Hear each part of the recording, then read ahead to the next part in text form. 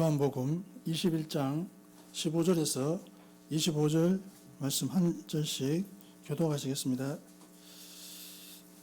그들이 조반 먹은 후에 예수께서 시몬 베드로에게 이르시되 요한의 아들 시몬아 내가 이 사람들보다 나를 더 사랑하느냐 하시니 이르되 주님 그러하나이다. 내가 주님을 사랑하는 줄 주님께서 아시나이다. 이르시되 내 어린 양을 먹이라 하시고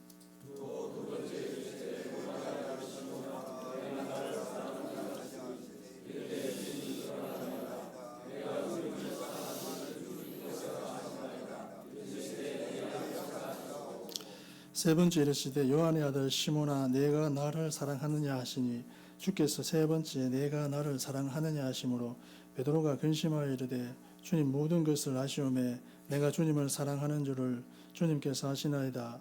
예수께서 이르시되 내 양을 먹이라.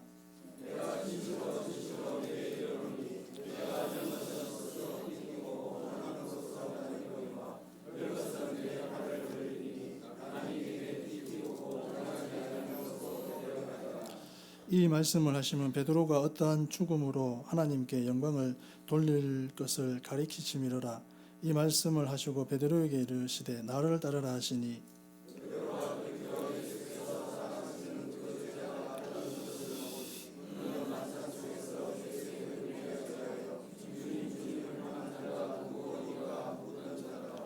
이에 베드로가 그를 보고 예수께 여짜오되 주님 이 사람은 어떻게 되겠사옵나이까?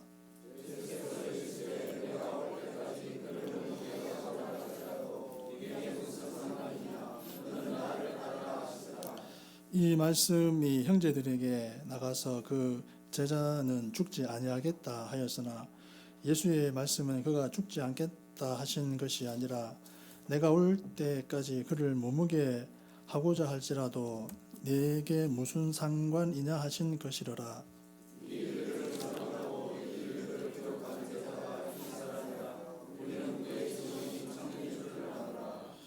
예수께서 행하신 일이 이 외에도 많으니 만일 낱낱이 기록된다면 이 세상이라도 이 기록된 책을 두기에 부족할 줄 아노라. 아멘. 본문은 예수님께서 하나님의 아들로서 저와 여러분의 죄를 대속하기 위해 성육신하여 오신 그리스도이심을 입증할 목적으로 기록된 요한복음의 맺은말에 해당하는 제21장의 둘째 단락입니다. 여기서는 예수님께서 부활 후에 세 번째로 제자들에게 나타나셔서 복음 전파에 소명을 새롭게 하여 주신 사실을 보도하고 있는 1절에서 14절에 이어 예수님께서 예수님을 세 번이나 부인한 바 있는 베드로에게 목양의 사명을 부여하심으로 그의 실추된 권위를 회복시켜 주시고 베드로와 요한의 최후에 대해 예고하신 사실을 보도하고 있습니다. 이러한 본문은 두 부분으로 나누어 살펴볼 수 있는데 먼저 전반부인 15절에서 17절은 예수님과 베드로 간의 사랑의 문답으로 예수님께서 예수님을 세 번이나 부인한 바 있는 베드로에게 세 번에 걸쳐 예수님에 대한 사랑을 확인하시면서 목양의 사명을 부여하신 사실을 소개하고 있습니다. 이는 다분히 세 번이나 예수님을 부인했던 베드로가 어떻게 해서 사도적 권위를 다시 회복하고 초대교회의 기둥과 같은 존재가 될 수 있었는지 밝히려는 목적에서 기록하였다고 하겠습니다. 다음으로 후반부 18절에서 25절은 베드로와 요한의 장래에 관한 주님의 예언을 소개하고 있습니다. 이는 당시 초대교회 내에 퍼져 있던 잘못된 오해, 곧 예수님께서 사도 요한이 죽기 전에 재림하실 것이라는 억측을 시정하기 위해 기록한 것이었습니다. 즉 요한은 그러한 오해의 중심에 있던 자신 스스로 예수님과 베드로 간의 대화 내용을 정확히 소개하여 그것이 단지 오해에 불과할 뿐 진실이 아니라는 것을 밝힘으로써 성도들의 그릇된 오해를 시정시켜 주고자 했습니다. 저와 여러분은 이러한 내용의 본문을 통해 다음과 같은 영적 교훈을 깨닫게 됩니다. 15절과 16절 말씀을 보면 그들이 조반 먹은 후에 예수께서 시몬 베드로에게 이르시되 요한의 아들 시몬아 네가 이 사람들보다 나를 더 사랑하느냐 하시니 이르되 주님 그러하나이다. 내가 주님을 사랑하는 줄 주님께서 아시나이다. 이르시되 내 양을 먹이라 하시고 또 두 번째 이르시되 요한의 아들 시몬아 내가 나를 사랑하느냐 하시니 이르되 주님 그러하나이다. 내가 주님을 사랑하는 줄 주님께서 아시나이다. 이르시되 내 양을 치라 하시고 아멘. 예수님께 대한 사랑의 잣대는 충성과 헌신입니다. 예수님께서는 베드로를 향하여 의미심장한 질문을 던지셨습니다. 그것은 곧 네가 이 사람들보다 나를 더 사랑하느냐입니다. 이 말은 네가 이것들보다 나를 더 사랑하느냐로도 번역할 수 있습니다. 그렇다면 주님은 베드로에게 동료들과 생업, 고기로 대변되는 물질 등보다 예수님을 더 사랑하느냐고 묻고 있다고 볼 수 있습니다. 즉 세속적인 것보다 주님을 더 사랑하느냐는 질문입니다. 아마도 주님은 이 질문을 던지실 때에 겟세마네에서 잡히시기 전 곧 마지막 만찬 석상에서 베드로가 예수님께 한 말을 떠올리셨을 겁니다. 예수님께서 오늘 밤에 너희가 다 나를 버리리라 라고 말씀하실 때 베드로는 다 주를 버릴지라도 나는 언제든지 버리지 않겠나이다 라고 자신 있게 말했기 때문입니다. 예수님의 이 질문은 베드로가 했던 그 말에 관한 확인의 성격을 띠고 있음이 확실합니다. 그가 비록 자신이 약속을 지키지는 못하였어도 여전히 같은 마음을 가졌는지 주님께서 알고자 하셨다는 말입니다. 사랑에는 분량과 크기가 있습니다. 많은 사람이 주님을 사랑한다고 말할지라도 그것의 분량과 크기는 다릅니다. 더 사랑하는 이들이 있는가 하면 상대적으로 덜 사랑하는 이들도 있습니다. 어떤 이들은 아무 조건도 없이 사랑하는 반면에 조건적으로 사랑하는 이들도 적지 않습니다. 그렇다면 예수님에 대한 사랑의 분량과 크기를 잴 수 있는 잣대는 무엇일까요? 이 물음 속에 주님께서 베드로에게 던지신 질문의 요지가 함축되어 있습니다. 주님께 대한 사랑을 재는 유일한 잣대는 충성과 헌신입니다. 누구든지 예수님을 사랑하는 만큼 충성하고 헌신하게 되어 있습니다. 많이 사랑하는 사람은 많이 충성합니다. 반대로 적게 충성하는 사람은 주님을 사랑함이 적은 것이며 아무것도 하지 않는 사람은 전혀 사랑하지 않는 신앙입니다. 결국 그분이 베드로에게 하신 질문은 내가 이 사람들보다 더 내게 충성하고 헌신할 수 있겠느냐라고 고쳐 읽을 수 있습니다. 성도 중에는 작은 일, 특별한 희생이 요구되지 않는 일에는 열심히 참여하지만 희생과 헌신이 요구되는 일에는 소극적이거나 아예 참여하지 않는 이들이 적지 않습니다. 이것은 주님을 사랑한다는 그들의 고백에 진실성을 의심하게 하는 대목입니다. 주님을 참으로 사랑하고 많이 사랑하는 이들은 그분을 위해서 죽도록 충성하며 살아도 죽어도 그분을 위해서만 합니다. 무슨 일을 하든지 이의 득실을 먼저 따지고 주님을 위하는 일일지라도 자신에게 손해가 돌아온다고 판단이 되면 뒤로 물러서는 이들은 주님을 사랑하지 않음이 분명합니다. 저와 여러분은 그렇게 거짓으로 주님을 사랑하는 자로 주님 앞에 드러나서는 안 되겠습니다.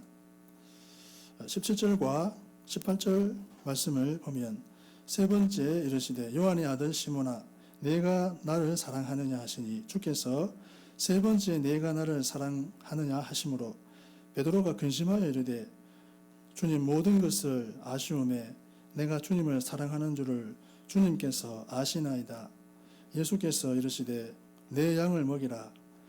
내가 진실로 네게 이르노니 내가 젊어서는 스스로 띠띠고 원하는 곳으로 다녔거니와 늙어서는 내 팔을 벌리리니 남이 내게 띠띠우고 원하지 아니하는 곳으로 데려가리라. 아멘. 주님의 진실한 증인이 되려면 순교자적 정신을 가져야 합니다. 예수님께서 베드로의 미래를 예고하신 내용입니다. 일반적으로 이 18절은 베드로의 순교를 예언한 것으로 받아들여지고 있습니다.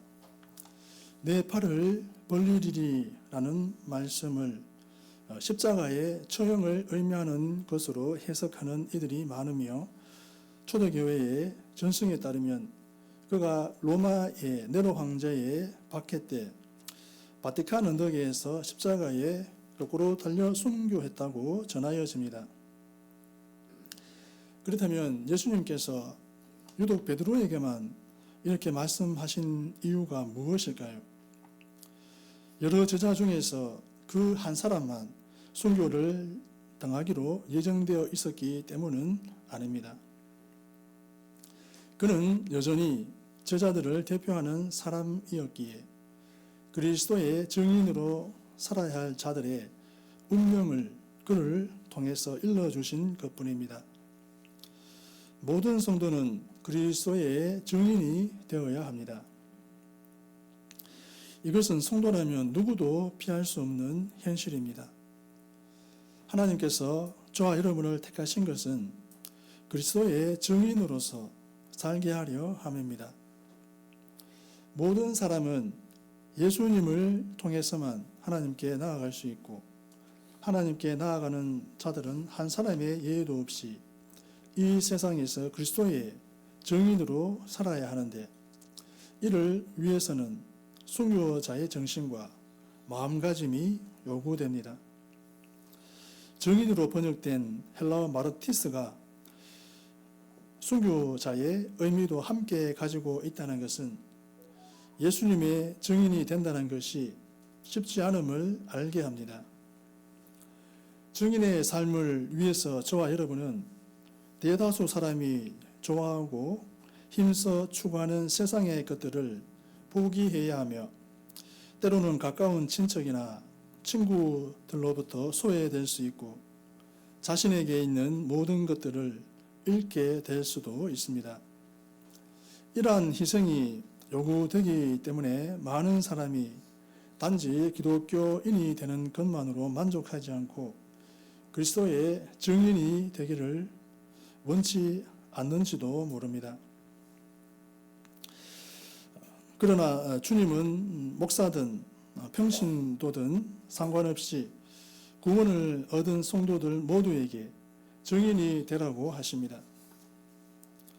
구원의 확신이 있고 또 그 길을 찾아 발견한 이들에게는 증인으로 사는 삶이 자동으로 부여됩니다. 누구든지 자신이 구원받은 것과 예수님이 어떤 분인지 체험적으로 안다면 이 책임을 면하기가 어렵습니다. 증인이란 어떤 사실에 대한 아는 사람들을 말합니다. 특히 예수님의 증인들은 예수님에 대해 이론적, 지식적으로 아는 사람이 아니라 구원의 체험을 가진 사람, 예수님을 자신의 인생의 주인으로 모셔드린 사람을 말하는 것이므로 기독교인들 전부가 여기에 포함되지 않습니다. 하지만 여기에 포함되지 않은 이들에게는 구원 또한 없으므로 저와 여러분은 자신에게 증인의 역할이 부여된 사실을 감사해야 합니다. 그리고 순교자의 정신을 갖고 이 증인의 사명을 잘 감당해야 하겠습니다. 19절에서 22절 말씀을 보면 이 말씀을 하시면 베드로가 어떠한 죽음으로 하나님께 영광을 돌릴 것을 가리키심이로라. 이 말씀을 하시고 베드로에게 이르시되 나를 따르라 하시니 베드로가 돌이켜 예수께서 사랑하시는 그 제자가 따르는 것을 보니 그는 만찬석에서 예수의 품에 의지하여 주님을 파는 자가 누구오니까 묻던 자더라. 이에 베드로가 그를 보고 예수께 여짜오되 주님, 이 사람은 어떻게 되겠사옵나이까? 예수께서 이르시되 내가 올 때까지 그를 머물게 하고자 할지라도 내게 무슨 상관이냐? 너는 나를 따르라 하시더라. 아멘. 성도는 하나님께서 주신 각자의 분량에 충실해야 합니다. 요한에 관해 질문한 베드로의 질문에 대한 주님의 답변입니다. 베드로는 주님으로부터 자신의 순교에 대한 예고를 듣고 요한도 자신과 같은 길을 가게 될 것인지 아니면 다른 길로 갈 것인지 궁금해하였습니다. 그래서 그는 요한은 과연 어떻게 될 것인지 예수님께 물었습니다. 이에 예수님께서는 내가 올 때까지 그를 머물게 하고자 할지라도 내게 무슨 상관이냐? 너는 나를 따르라 라고 대답하셨습니다. 무슨 뜻입니까? 요한이 어떻게 되든 무슨 일을 하든지 베드로가 상관할 바가 아니며 그는 그에게 맡겨진 일에만 충성을 다하면 그만입니다. 이러한 주님의 답변을 통해 저와 여러분은 다음과 같은 두 가지 사실을 생각해 볼 수 있습니다. 첫째는 저와 여러분 전부에는 하나님께서 맡기신 각각의 분량이 있습니다. 믿음의 분량 혹은 은사나 직임이라고도 하는 것을 하나님은 저와 여러분 각 사람에게 주셨습니다. 달란트 비유에서 볼 수 있듯이 이것을 받지 않은 사람은 아무도 없습니다. 분량의 차이는 있어도 저와 여러분 전부가 이것을 받았으므로 이 사실에 대한 이해가 필요합니다. 은사 혹은 믿음의 분량에 대한 이해는 교회 안에서의 자신의 역할을 알게 하므로 경시되어서는 안 됩니다. 성도가 자기 자리와 자신의 역할을 알지 못한다면 그는 교회나 하나님께 유익을 끼치는 존재가 될 수 없습니다. 둘째는 분량 밖의 자랑을 일절 금해야 합니다. 저와 여러분의 몸에 있는 여러 지체가 각기 자기 역할에 충실할 때 저와 여러분은 건강한 생활을 할 수가 있습니다. 만약에 그 지체 중에 일부가 자기 역할을 팽개쳐 두고 다른 지체를 대신하려고 한다면 어떤 결과가 생기게 될까요? 눈은 귀의 역할을 할 수 없고 코 역시 눈의 역할을 하지 못합니다. 각 지체들에는 고유한 역할, 하나님께서 부여하신 책임이 있으므로 성도 각자는 자신의 역할과 책임이 무엇인지 파악하고 이에 충실하기만 하면 될 뿐 다른 이들의 역할과 책임에 관심을 쏟을 아무런 이유가 없습니다. 예수님께서 베드로에게 그가 요한의 운명에 관심을 둘 필요가 없다고 말씀하신 것도 이와 같은 맥락에서입니다. 그를 위한 계획은 하나님께서 가지고 계시기 때문에 베드로는 자신에게 주어진 일에만 충실하면 될 뿐, 요한이 어찌 되든지는 그가 상관할 바가 아니었습니다. 그러므로 자신에게 주어진 분량이 무엇이든지 이에 충실하도록 힘쓰십시오. 자신의 분량을 귀하게 여기고 잘 감당하는 사람이 하나님께 칭찬을 듣습니다. 맡은 자에게 구할 것은 오직 충성뿐입니다. 23절에서 25절 말씀을 보면 이 말씀이 형제들에게 나가서 그 제자는 죽지 아니하겠다 하였으나 예수의 말씀은 그가 죽지 않겠다 하신 것이 아니라 내가 올 때까지 그를 머물게 하고자 할지라도 내게 무슨 상관이냐 하신 것이더라. 이 일들을 증언하고 이 일들을 기록한 제자가 이 사람이라. 우리는 그의 증언이 참된 줄 아노라. 예수께서 행하신 일이 이 외에도 많으니 만일 낱낱이 기록된다면 이 세상이라도 이 기록된 책을 두기에 부족할 줄 아노라. 아멘. 참된 증거는 분명한 사실에 대한 지식을 요구합니다. 24절에 보면 본서를 기록한 요한에 대한 간략한 언급이 나옵니다. 요한은 자신이 기록한 모든 것의 목격자였으므로 그의 기록이 믿을 만한 것임을 강조하기 위한 추신입니다. 누가 이것을 부가했는지 확실하지는 않으나 아마도 에베소에서 요한과 동역했던 사람들, 곧 그 교회의 장로들일 가능성이 큽니다. 하여튼 저와 여러분은 본문에 기록된 요한에 대한 평가를 통해서 저와 여러분은 증거자들이 증거에 앞서 정보의 확보라든지 자료의 정확성 등 철저한 준비가 요구됨을 교훈받게 됩니다. 증거자에게 있어서 가장 중요한 사실은 정확하게 알려주어야 합니다. 아무리 열심히 증거하고 이를 위해 많은 시간과 노력을 투자했다 하더라도 그의 노력과 수고는 결국 헛것이 되고 맙니다. 정확한 정보를 얻기 위해 철저하게 준비해야만 귀중한 기회를 헛되이 낭비하지 않을 수 있습니다. 여기에는 몇 가지 요소가 포함되어야 하는데, 하나는 철저한 연구이고 또 하나는 성령 충만을 받아야 합니다. 이 두 가지는 그리스도를 세상에 알리는 증거자가 되고자 하는 이들에게 필수적이고도 가장 기본적인 요소입니다. 성경은 이 세상에서 활동하는 거짓 선지자들에 관해 경고하는데 그들 중에는 불확실하고 부정확한 지식 때문에 잘못된 증거를 하는 이들도 분명히 있습니다. 그러므로 성도들은 복음을 증거하고자 밖으로 나가기 전에 반드시 분명한 사실에 대한 지식을 가지도록 해야 합니다. 증거를 위한 열정도 중요하지만 먼저 정확한 지식을 갖는 것이 중요합니다.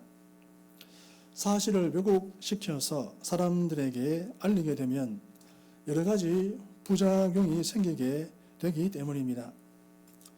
의사가 환자를 잘못 진단하여 처방했다면 어떻게 될까요? 심하면 환자의 생명을 잃게 할 수도 있으며 이것은 저와 여러분이 가끔 보는 사건이기도 합니다. 의사의 오지는 최악의 경우 육신의 생명만을 앗아가지만 복음 증거자의 잘못된 증거는 영원한 멸망을 가져다 줄 수 있음을 저와 여러분은 항시 유념해야 합니다. 저와 여러분은 아는 것을 말하고 경험한 사실만 증거가 돼야지 남에게 전해 들은 부정확한 지식이나 자신의 추리 따위를 여기에 포함하는 것은 옳지 않습니다. 저와 여러분의 신앙생활은 인간적인 추리에 근거가 되지 않고 정확한 사실에 대한 믿음에 기초를 두고 있음을 잊지 마십시오.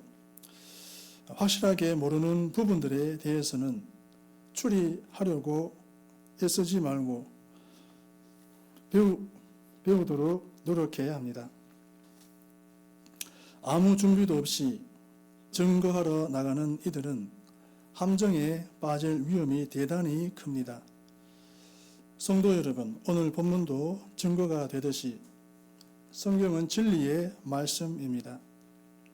모든 성경은 저와 여러분 성도들을 예수 그리스도에 대한 올바른 신앙으로 이끌고 하나님께서 예배해 놓으신 구원의 축복을 누리도록 만드는 데에 전혀 부족함이 없는 완전 무결하고 정확무오한 영적 안내서요, 또한 하나님의 진리 말씀입니다. 그러므로 저와 여러분은 육신의 생명을 유지하기 위하여 양식을 챙겨 먹듯 저와 여러분의 영혼 역시 강건하게 하려고 날마다 영의 양식인 성경 말씀을 부지런히 섭취하여야 하겠습니다. 예수님께 대한 사랑의 잣대는 충성과 헌신입니다. 주님의 진실한 증인이 되려면 순교자적 정신을 가져야 합니다. 성도는 하나님께서 주신 각자의 분량에 충실해야 합니다. 참된 증거는 분명한 사실에 대한 지식을 요구합니다. 기도하시겠습니다.